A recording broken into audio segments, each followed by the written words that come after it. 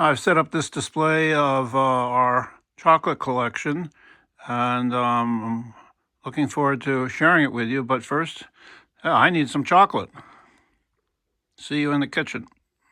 Yeah, I've got some dark chocolate bark, a couple of chocolate chips, chocolate biscotti, some ice cream, and some cocoa, New Mexico style, with nutmeg, cinnamon. Look at that. Ooh. Let's have a little taste of that.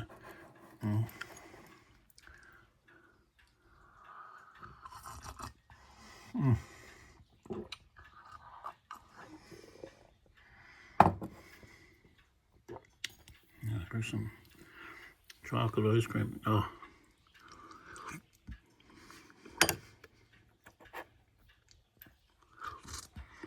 What would we do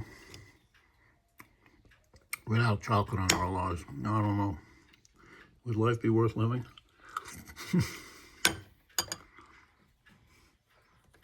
Here's that pop. Have a piece of that.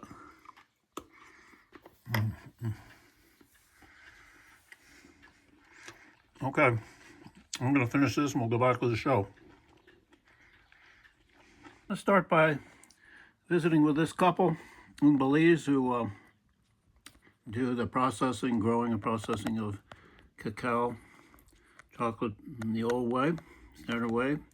This is from BBC Gardener's World magazine.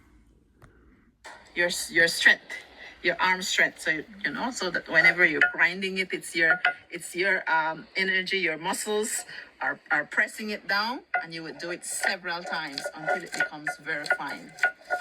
So it's an art. When you eat a piece of chocolate, do you ever think about where its journey began? Not in a factory, not on a supermarket shelf. It begins in the tropical regions of the world where cacao trees grow. On a recent visit to Belize, I met Gloria and Geraldo, farmers who've dedicated their lives to growing cacao the traditional way. I've been farming for more than 20 years in my life, maintaining the cacao farm. These farmers use an agroforestry system, intercropping the cocoa with plantain, avocado, mahogany, and other tree and fruit crops. Each pod is harvested by hand. There's no machinery, just knowledge, patience, and respect for the land and these traditional processes. Inside every brightly coloured pod are the raw cacao beans, soft, white, and for now, nothing like the chocolate we know and love, but still delicious to eat. The beans need to be fermented for several days, then laid out in the sun to dry. A crucial step that brings out the rich flavour. Next comes roasting, grinding, and refining. The transformation from beans to bar begins here. What started as fruit on a tree, about to become the smooth, rich chocolate that we love. Geraldo, whose work often goes unseen, but never unappreciated. It requires a great report of this couple. Very inspiring. So our collection, this is just part of it. I just want to show you some of it. The oldest piece we have is from this publication, the Penny Magazine, in 1834, and here it's showing the cacao pod, which is accurately done. But the tree doesn't look anything like what we now know like cacao trees look like.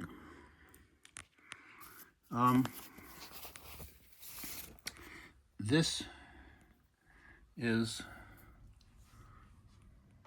a sculpture or carving of an actual stalk or limb from a cacao tree from Ghana. You can see how the cacao pods hang on this trunk and also the stalk. And here's this guy with his long hook taking them out. Here's an actual cacao pod.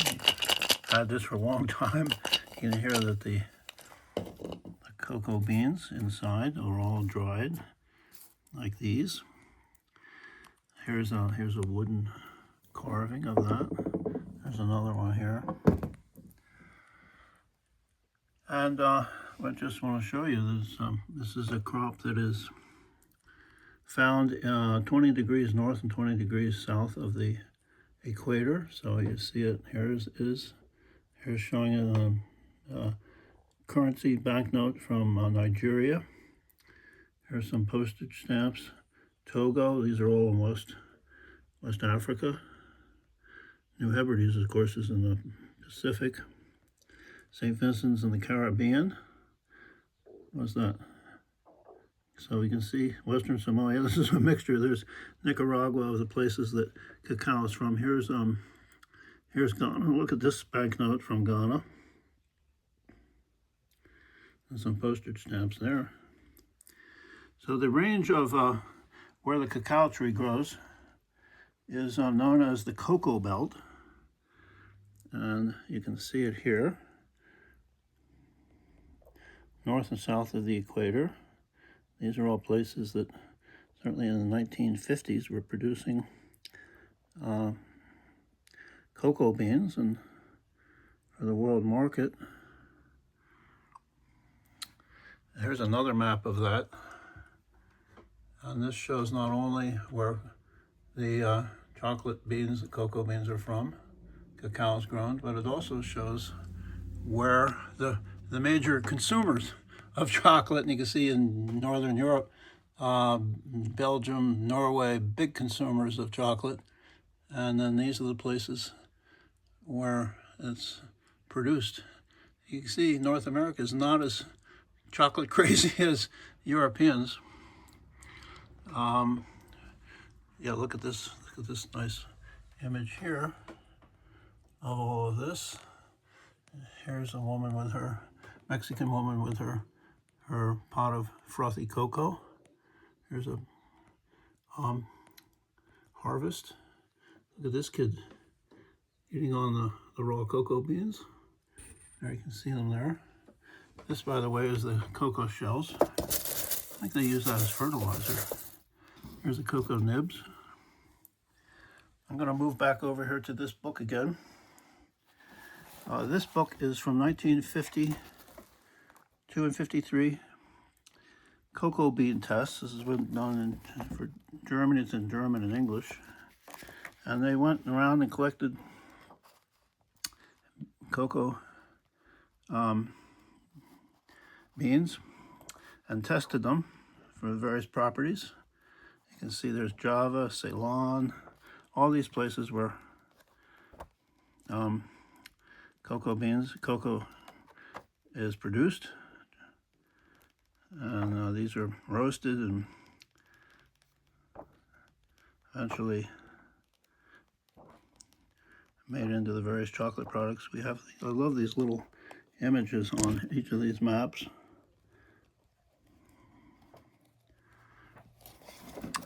This is another one of our early books. This is 1892, Cocoa All About It. It's a really great little cover. Look at this. And apparently this is an image showing, this is back in 1630s, showing the cocoa, a box of cocoa beans are being given to Neptune, who can spread around the world. That's what that is about. And here is here's an engraving of I guess it's an Aztec guy, Central America, and he's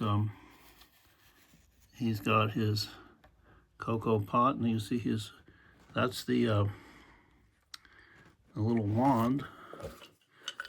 Oh, Molina, a little mill that they used to froth up the cocoa. They originally, it was with water. I mean, adding milk was a European idea. I can see this girl here.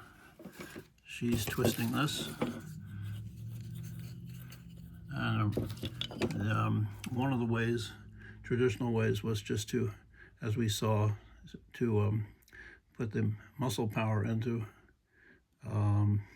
crushing the cocoa beans that have been dried and roasted to make into the chocolate paste and powder.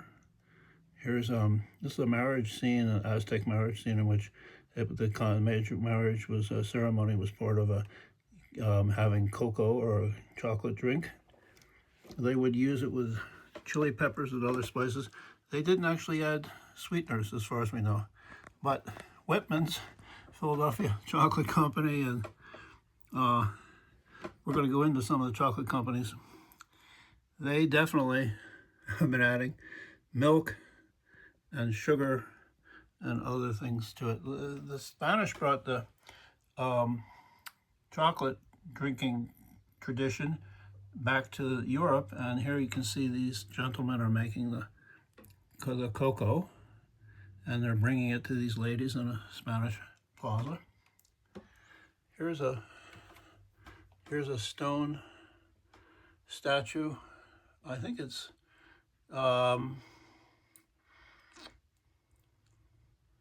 what is it? Aztec stone figure holding a cocoa pod. Here's an Aztec turquoise mask of the god Quetzalcoatl, the bringer of chocolate. And you have a bunch of our books, lots of books we have on chocolate. The Chocolate Bible, by the way, this is fascinating because it goes into all the different chocolate companies and places where you can get it. So we're going to be going into about some of these companies. Here's Abuelita brand Mexican chocolate powder. Oh, the hot chocolates, they must be behaving. Old song sheet from the 30s. Here, by the way, oh, and this book, by the way, I just showed you this. This is a wonderful color engraving showing the different stages and process. This is a this is where they would pour the chocolate mold, and this one I guess would have had walnuts or almonds. They put the almonds and then they pour that in. Lots of different companies, we're going to get into that have been doing this. Many of the companies have Reese's have little mascots here. A little Oreo cookie here. I love this one. This is chocolate fudge rum butter cake, Effie Marie's. But look at just the beautiful decoration of this packaging. Over here, we've got Charlie and the Chocolate Factory, Roald Dahl's famous book. Here's some chocolate pantyhose. I don't know if people are using pantyhose anymore. Baker's was the Walter Baker Company was the first chocolate company in America. They would make these bricks of baking chocolate, and they would show in their cookbooks. This, by the way, is an 1825 company. We did a whole show about them. This shows all the things that you could make with their baking chocolate. Before, originally chocolate was just a drink, and then various Europeans developed a process to make it into a solid and for eating chocolate. This Baker's favorite recipes. Wonderful illustrations. This, by the way, it's a famous French woman bringing the cocoa to her, maybe her family or her servants. And we can M&M's, the Mars Company, multinational business. I think we've done a show on that. And then you've got the Hershey Company, started by Milton Hershey. We did a show on this one as well. And the home of Hershey chocolate and milk chocolate since 1915, the sweetest place on earth. It's now a tourist attraction with all sorts of things. Central Pennsylvania, lots of fun products. I think you can make your own Hershey Kiss. These kids could do that. This is a chocolate fondue maker. Look at this recipe book that they did with all sorts of ideas on how to use Hershey products. And look, you see, one of the most popular products was almonds. And this company had their own dairies. They had their own sugarcane works in Cuba. Of course, they had all sorts of chocolate producers in Central America. So these companies were global businesses providing everybody sweet tooth. I'm going to pause this for a second. We're going to move on to another part of the exhibit. I don't know if did I show you? No, I didn't show you. Look at this. World's Fair Chocolate, 1893, Chicago. This is a statue. It was made of 30,000 pounds of chocolate. It stood 38 feet high. It was a German chocolate company that was showing off its products in Chicago, 1893. Here's San Francisco, early San Francisco chocolate company. So let's pause this and we'll move over to another part of the exhibit. So Meredith and I were living in Belgium for 8 years, working in Brussels, and we got very familiar with the beautiful pralines and the fruit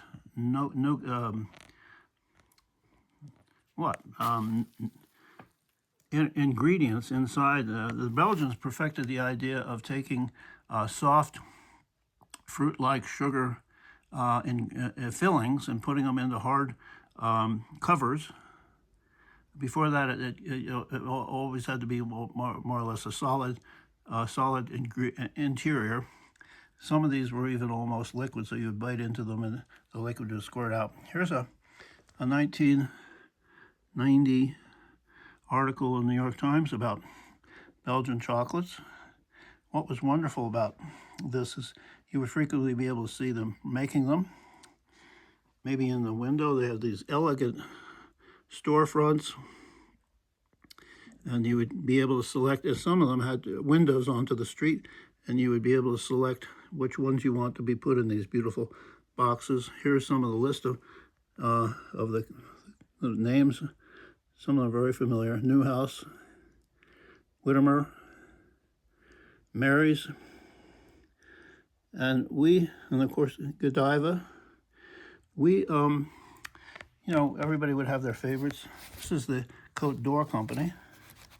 This is their logo, the elephant. And over in Holland, had Van Houten's cocoa, and he got started by grinding the cocoa beans in a mill, a smaller mill and a bigger and bigger mill. And the Aiglon chocolate company, which started in Belgium, came up with the idea of marketing so that when you bought their chocolate packaging products, you got a card that would go into one of these albums. So they did history and natural history and all sorts of things. And then this is the Victoria chocolate company in Belgium, and they had all these albums also. And in this case, this was the Gulliver's Travels album. This is in German and French. And you would get these cards and you would learn, read the story, Gulliver's Travels, and he ended up in lands of little people and lands of big people, and all sorts of things. And you would put these cards in and you would read the stories, and that's just a wonderful, unique way of promoting their products and getting more sales. A little bit in summary, this is from a wonderful book, Chocolate, Illustrated History. There we showed that image of Neptune spreading chocolate around the world. Here's 3 images. You can see here's the Aztec with his cocoa pot, and he's got his little mill that he would making his cocoa in that pot. It got over to Europe. There's a monks enjoying it, and it became initially just for the wealthy in England and Europe. And they had these these chocolate houses which started to be more popular than the taverns. Some of them were, well, take your what what you want. Look at these scenes of these these chocolate houses in England, and then the image of these beautiful images of these very important women and France. You can see the cocoa pot. This was a popular breakfast drink. By the way, that's the little Marie Antoinette, the future queen of France. Look at these pots that they would have, gilded pots. There's the one. There's the cup for cocoa, chocolate. And here's that French maid bringing the cocoa to her, I guess the people she worked for in the mornings. That's about it. That's some of our collection. We're going to be doing some more shows on how chocolate is made and processed. This is just one of the long shows. This is fun, little guy. Watch this.